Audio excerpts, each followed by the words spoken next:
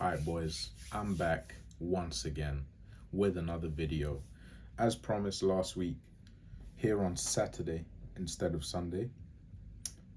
I'm actually recording right now at 11:30. I normally record at around 3, 4, sometimes 5, because I want to put the videos out ideally at like 5 to 6. But today I've got a wedding, sadly. Well, I say sadly, it's just like it throws off the schedule. Obviously, hurrah, people getting married, right? I sound like such a fucking pessimist. I'm just listening to myself. But yeah, man, I'm here with a continuation on the testosterone series. This is part 2.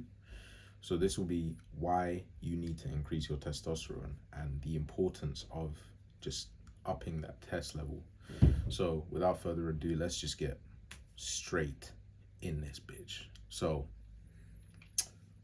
testosterone increases your cognitive function, which is obviously the efficiency of your brain working, your cardiovascular health, which is how well blood is transported around your body, your energy levels, your bone density, your vitality, your longevity, your muscle mass, etc. All of these are like highly beneficial for the gym, right? But then they just improve your physical stature in general. And competition, which honestly deserves its own video, but I'll delve into it a little bit here. So in modern day society, we have this crazy mindset, in my opinion, of don't compete. Now, comparing yourself and competing are two different things, right? Don't compare yourself to others. I partially agree with. But don't compete is absolutely ludicrous to me. It's completely asinine as an argument. Whenever I hear this rhetoric, I just think it's complete bullshit. And it's because the true nature of reality is competitive. Just think about that for a second. Because at the core, we are animals, and all animals compete. Just because we've been sophisticated for just under, what, a century, because the last World War was 1940 odd, right? I mean, you could argue it's a few decades because Vietnam and stuff like that, Cold War, whatever. But yeah, just because we've been sophisticated for just under a century, that doesn't override the thousands of years of evolutionary psychology that is programmed deeply ingrained in our brains. Just to put into perspective how retarded this argument is, imagine a cheetah on the African savannah refusing to chase an antelope or a springbok and saying, I don't compete. Just think about that. When you put that into perspective, that's how retarded the argument sounds, because we are animals and we do have to compete, make no mistake. Humans, let's just leave it to men because this is a male focused channel, right? As men, we very frequently compete for job opportunities. For example, if you've ever applied to a job and been turned down, you already know you were competing with someone and they got the job over you, so you lost, they won. Or women, for example, this has happened to me personally, where I remember when I used to be mad skinny, I walked up to this girl in the gym and I had just done a set. So like, you know, when the blood's not in your head. So I walked up to her and asked her the same question twice because I'd just done a set. And then she obviously turned me down because I asked her the same question twice, wasn't paying attention, blah, blah, blah. And then as I'm leaving the gym on the same day, she leaves with a different guy. So boom, that's another example of competition, right? He got the girl, I didn't. We compete for money because, well, think about it. Every time you buy something, someone's taking your money. And we compete for status. And this is the like saddest example of this. But like, have you ever seen when one guy puts his friend down for the sake of them getting a one up in a social situation. Do you know what I mean? That's like deeply ingrained shit, which is tragic that people do that, but that's just the nature of the world, right? So I say all that to say you have to hone your competitive edge, or else you will suffer the harsh reality that you currently live in and the harsh reality that awaits you if you don't compete. Now, to move away from competition specifically, testosterone also makes effort feel good. So you know the feeling when you just lifted some weights and you walk out the gym and you just feel alive. You got the pump, your skin feels like it's stretching, amazing. You like I had an amazing bicep pump like yesterday after yesterday's workout, and I was bending my arms. It felt like my skin was gonna fucking rip.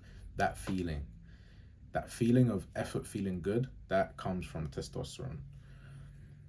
It improves your increases your combativeness and assertiveness, which is obviously beneficial if you're trying to climb a corporate ladder, trying to move up, get a promotion, or even if you're trying to close deals for your own business. Your assertiveness being higher just makes you more likely to get the deal. It makes risk taking more enjoyable. So, like, those people that jump off a bridge, for example, into a river, stuff like that, or like those snowboarding and skiing athletes that go down like treacherous slopes, that sort of shit. That's high test activities, and obviously, it also links to the next point, which is it makes thrills more enjoyable. And the final point on this, which is gonna transition into a whole new thing, a whole new topic that could have its own video and probably will in the future, is it assists you with the formation of genuine brotherhood and brotherly bonds like outside of your immediate family. So in regards to brotherhood, I think I'm very blessed because I have an amazing group of friends. But I say that simultaneously in a way of saying that is how it is because I've cultivated the people that are around me. So like if I was to count off the top of my head my closest friends, right?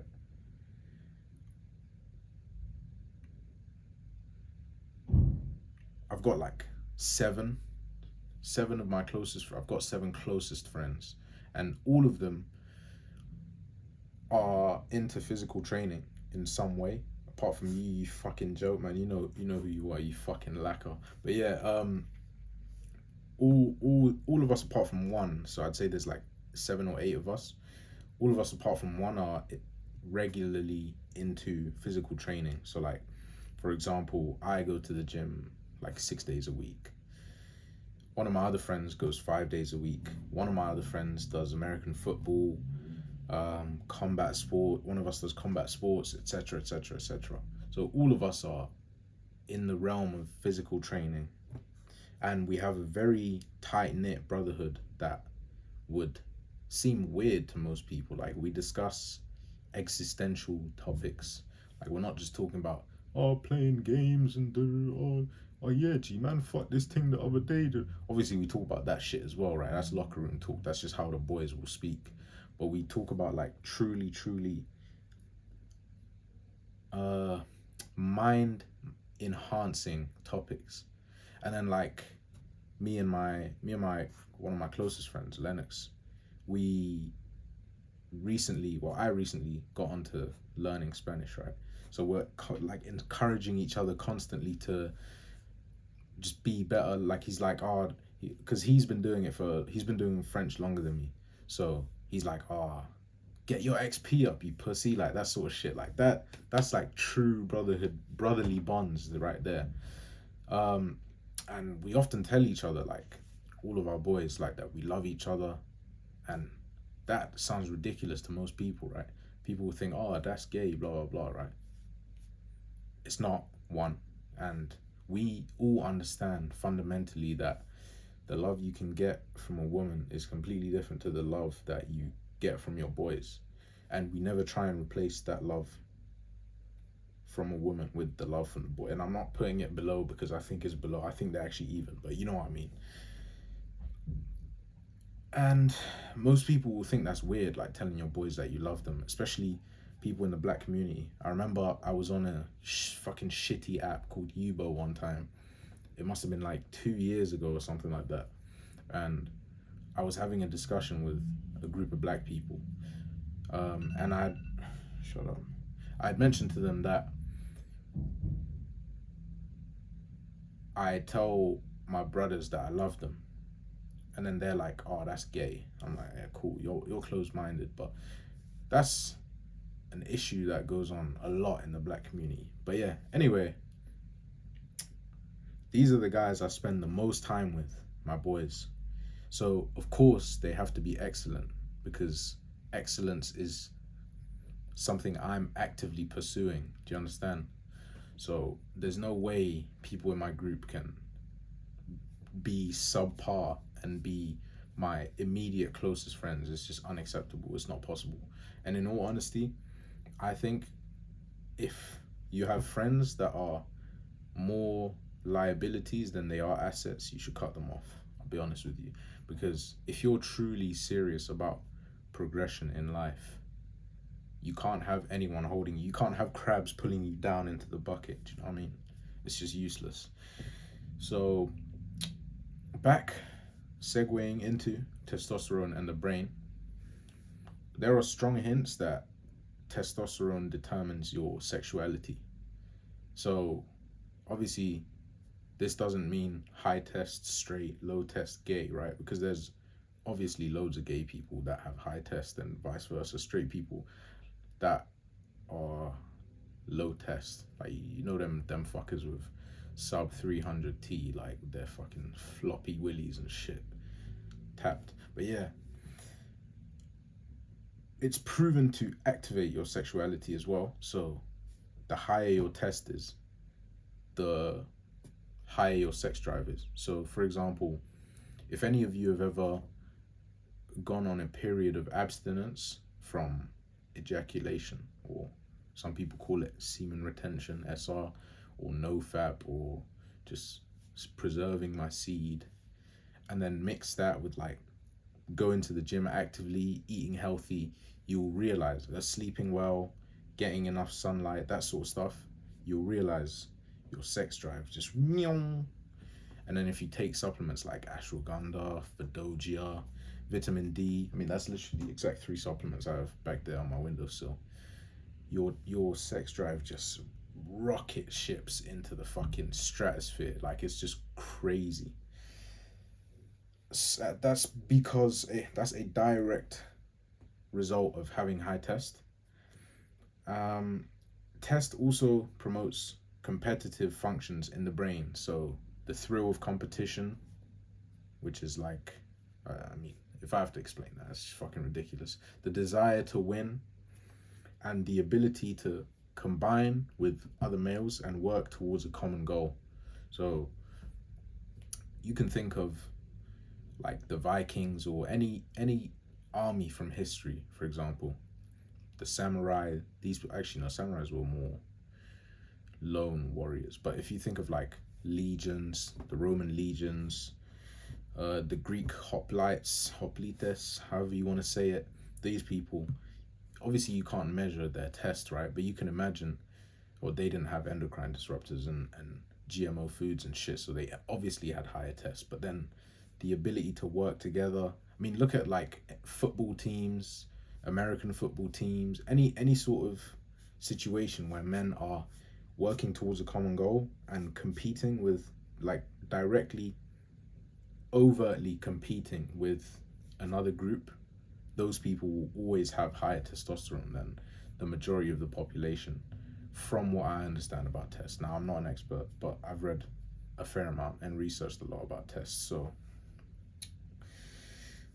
and speaking of reading, on the topic of reading, there's an amazing book called Testosterone, Sex, Power, and the Will to Win by Joe Herbert. I highly recommend that book. It's an amazing read, very informative. It will teach you a lot about why you feel how you feel in regards to test influencing it, etc. So yeah, I just recommend it. It's an amazing read. I need to go get ready for my wedding, so it's been nice talking to you guys. I got this video done quick enough, I'll be honest. But yeah, man, I hope you guys enjoyed it. Stay tuned for episode 3 of this series. See you later.